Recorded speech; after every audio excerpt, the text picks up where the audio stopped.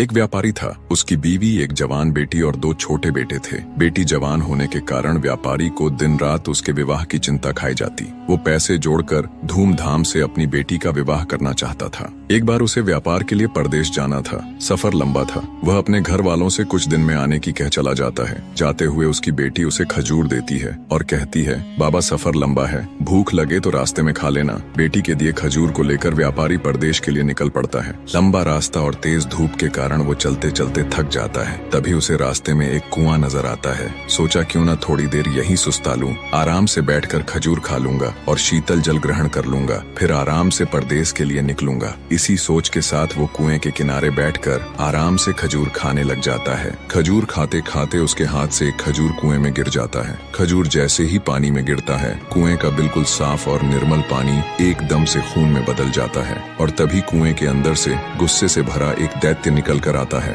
राक्षस की आंखें लाल थीं और उसके हाथों में धार धार तलवार थी। ये सब देख व्यापारी की सिट्टी पिट्टी गुम हो जाती है। मारे भय के वो थर थर कांपने लगता है। दैत्य गुस्से से उस व्यापारी से कहता है, मैं तुम्हें छोड़ूंगा नहीं, अपनी तलवार से तुम्हारे टुकड़े टुकड़े कर दूंगा। व्यापारी पहले ही डरा हुआ था। ये बात सुन वो भय से कांपने लग जाता है और कहता है, हे दैत्य, मैंने तुम्हारा क्या बिगाड़ा है? तुम मुझे क्यों मारना चाहते हो? दैत्य बोला, ए आदमजात, तुमने जो खजूर कुएं में फेंका वो मेरे मासूम बच्चे की हलक में जाकर फंस गया, जिससे उसकी मृत्यु हो गई। व्यापारी बोला, माफ करे दैत्यराज, मुझे आपका बेटा कहीं नजर नहीं आया और वो खजूर मुझसे गलती से कुएं में गिर गया। दानव गुस्से से बोला, हम राक्षस तुम आदमियों को नजर नहीं आते? तुम्हें खजूर खाते हुए एहतियात बरतनी चाहिए थी। अब तुम्हारी मृत्यु निश्चित है, नादानी में हो या जानबूझकर। गुनाह तो गुनाह होता है। अब मैं तुम्हारे टुकड़े कर अपने बेटे की मृत्यु का बदला लूंगा। खून के बदले खून, यही इंसाफ है। आखिर व्यापारी बेचारा मजबूर होकर बोला, हे राक्षस राज, अगर मुझे मारने से तेरा बदला पूरा हो जाएगा तो मुझे मंजूर है, पर मेरी एक शर्त है। राक्षस बोला, कैसी शर्त? व्यापारी भारी हृदय के साथ बोला,